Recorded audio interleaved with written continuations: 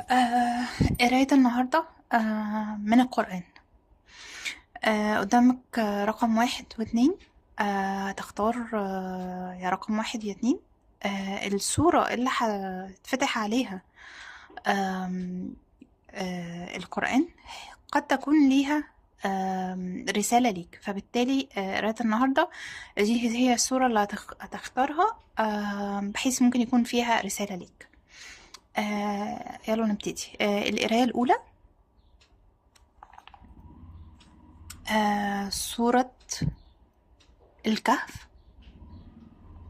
طبعا تدبر في القصص اللي موجودة، قد تكون هي دي ليها معنى ليك. القراية التانية سورة الشورى. شكرا. آه، قراية النهاردة من القرآن. قدامك رقم 1 و2. تختار يا رقم 1 يا 2.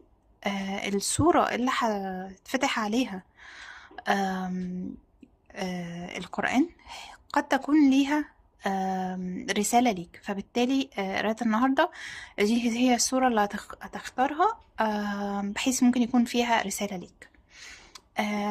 يلا نبتدي. القراية الأولى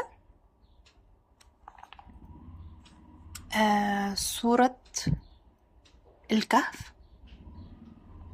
طبعا تدبر في القصص اللي موجودة، قد تكون هي دي ليها معنى ليك. القراية التانية سورة الشورى. شكرا.